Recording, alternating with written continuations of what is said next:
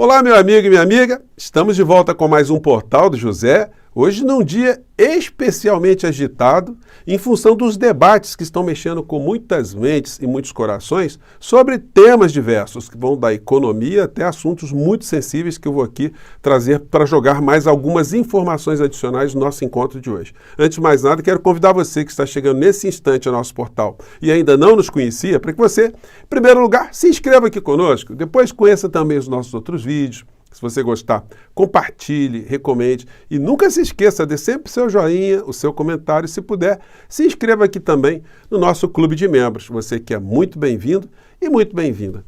Gente, no Brasil inteiro está se discutindo, os veículos de comunicação todos, a gente vê colunistas em diversas posições falando sobre o que o Congresso está colocando em curso agora, de uma forma relâmpago, uma situação que mexe com uma situação muito sensível aqui no nosso país, que é o aborto.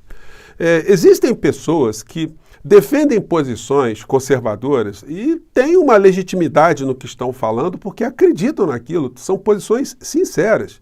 E do mesmo modo você tem pessoas que têm argumentos também sinceros, que defendem posições de uma forma racional, abordando essa questão. Infelizmente, o nosso país ficou contaminado por uma série de vetores que fogem da racionalidade, fogem do exame do caso concreto, fogem de qualquer perspectiva de avançarmos para uma situação melhor, né? Para se ter uma ideia, o Congresso Nacional está votando agora, está colocando em debate novamente a questão relacionada ao aborto, que já teve uma posição em 1940 para proteger a pessoa que tivesse sido vítima ali do crime de estupro. Isso está vindo agora de uma forma para retroceder a situação aqui do nosso país antes de 1940, ou pior, né? Lá no tempo do Império. Enfim, tem alguma coisa mal colocada nesse debate. Agora, como é que a gente faz um debate com gente inescrupulosa, gente vigarista envolvida nesse tipo de questão? A gente cai sempre na formação, né, do poder legislativo aqui no nosso país. Uma vez dando aula, muitos anos atrás, quando o Tiririca foi eleito pela primeira vez, e foi com mais de 2 milhões de votos, se eu não estou enganado, ou quase isso, um aluno meu veio fazer algumas observações, assim, menosprezando, né, de uma forma assim, muito inocente, a votação que o Tiririca recebeu em função do eleitorado paulista. O paulista, então, teria escolhido de forma errada, ou votou no Tiririca, que era uma coisa absurda, né? E ele queria saber minha opinião. Eu falei, olha, você quer mudar o parlamento brasileiro sem mudar o povo? Ou melhor, sem mudar a cabeça do povo? Então, o parlamento brasileiro, ele é o reflexo, né, da sociedade que a gente tem, uma sociedade com essa carga de preconceitos, de desinformações, de visões amparadas em religiosidade excessiva, religiosidade fanatizada, melhor dizendo. E aí fica difícil discutir qualquer coisa, porque sempre haverá, no meio dessa história, alguém sem o menor pudor de explorar essa situação para tentar algum tipo de benefício eleitoral no futuro, né? Bom, o que está colocado aí, se for aprovado lá na frente, não é segredo para ninguém que essa bancada extremista de direita quer constranger o presidente da República, o presidente Lula, a vetar ou não vetar aquilo que foi aprovado, aquilo que foi tocado nesse tema. Como vocês sabem, né?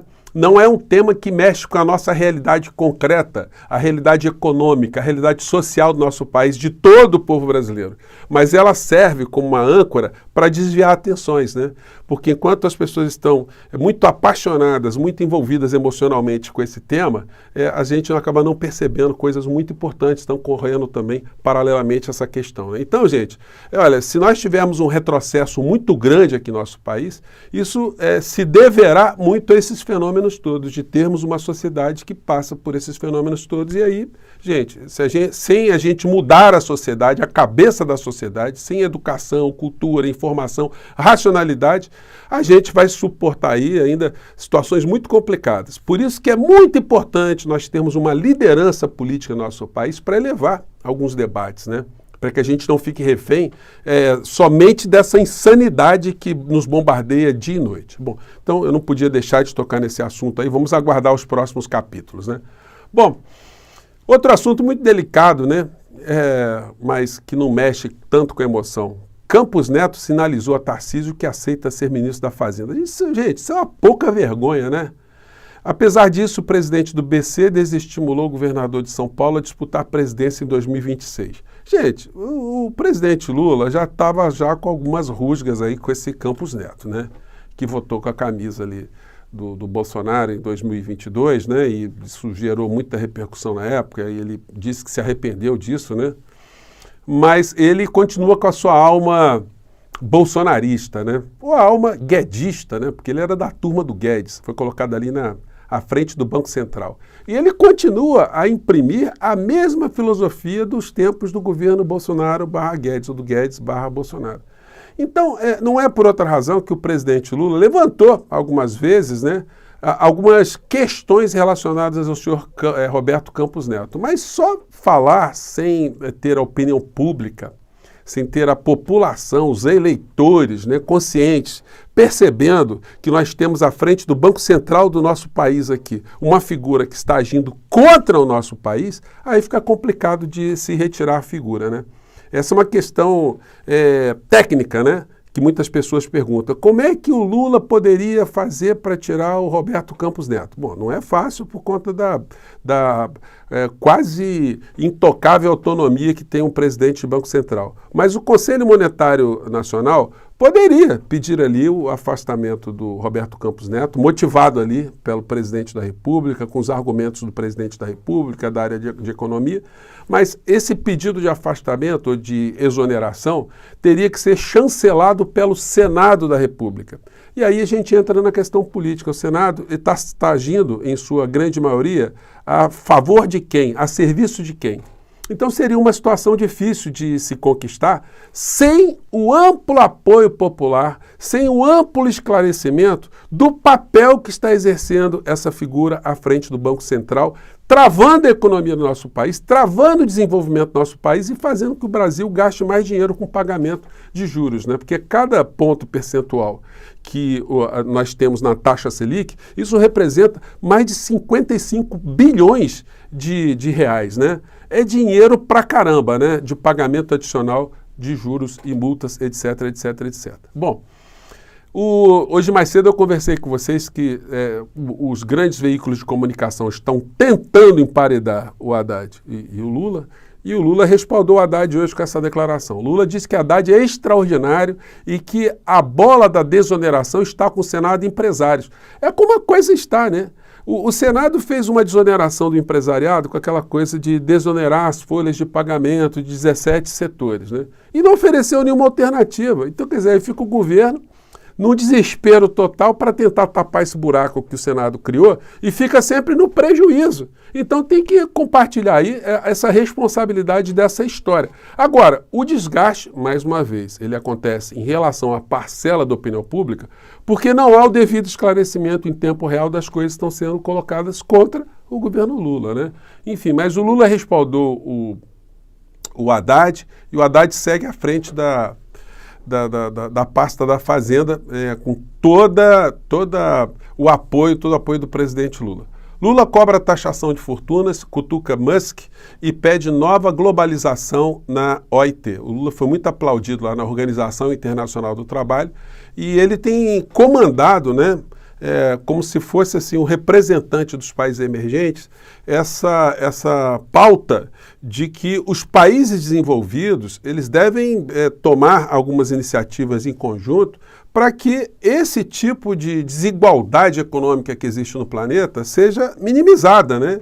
Que os grandes grupos que acumulam cada vez mais recursos, enfim, eles tenham ali cobrado deles uma taxa como responsabilidade social, né? Uma responsabilidade que os empresários têm com o planeta, têm com seus países, têm com seus povos, né? Então isso foi bem enfatizado hoje, não só no Brasil, mas em outros jornais do mundo também.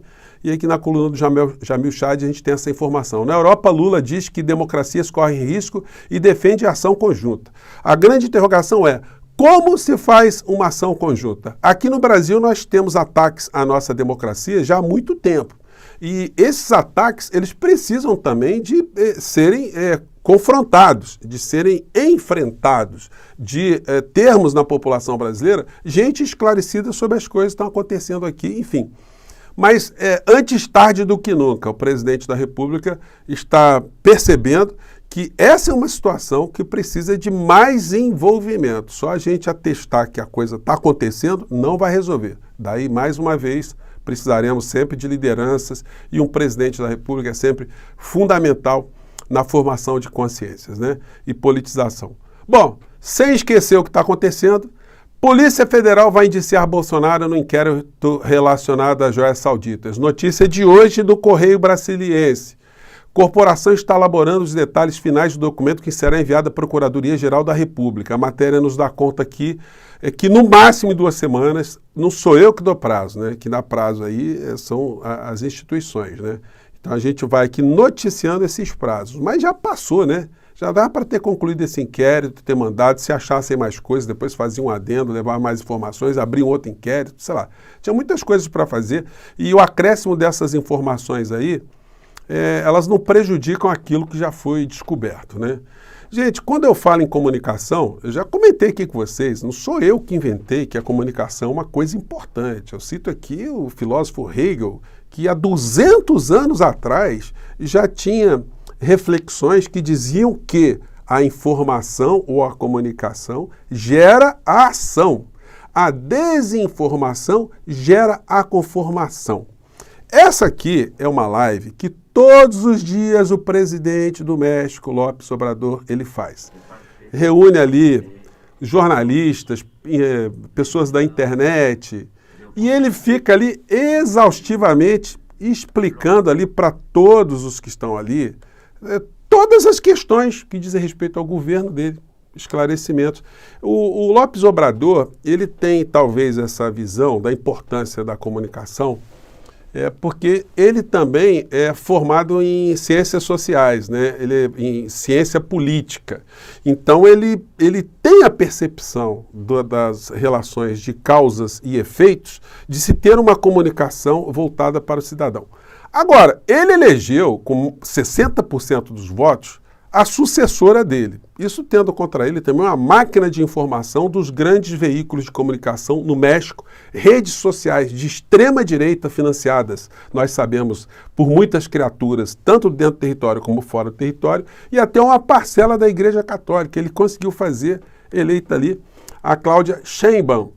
E aí o que acontece? A Cláudia está fazendo lives todos os dias também, explicando o que vai ser o governo dela, como é que está sendo a transição, os pontos que estão sendo abordados. Então, ao que tudo indica, eles vão seguir nessa sequência de informar as pessoas aquilo que está acontecendo, né? E isso tudo serve para barrar isso aqui, né? A extrema-direita.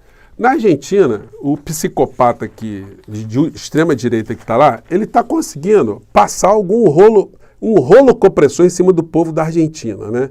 Ele vai matar muito argentino de fome, de doença, e para dizer que depois eles vão conseguir algum tipo de crescimento, né? Quando estiverem no fundo do poço, aí qualquer 3%, 2% que subir, eles vão falar, olha, tá vendo? Subimos 2 degraus, só que desceram 100. Aí muita gente, os veículos de comunicação na Argentina vão elogiar que o modelo neoliberal está dando certo.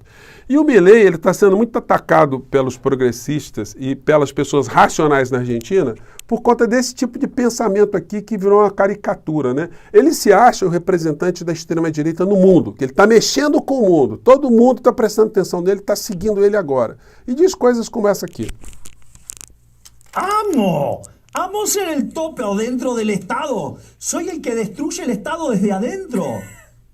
Es como estar infiltrado en las filas enemigas. Ele ama estar nessa posição de destruir o Estado, né? De estar como se estivesse atrás das linhas inimigas, né? Es decir, la reforma del Estado la tiene que hacer alguien que odie el Estado. Y yo odio tanto al Estado. Aí ele fala, a reforma do Estado tem que ser feita por alguém, a destruição do Estado tem que ser feita por alguém que odeia o Estado, né? Então ele está destruindo o Estado que presta algum tipo de serviço ao povo argentino. É desse tipo de coisa que a gente tem que estar o tempo todo livrando o povo do nosso país, né, gente? Eu fico por aqui mais uma vez, um grande abraço, mande seu comentário, até o nosso próximo portal. Tchau!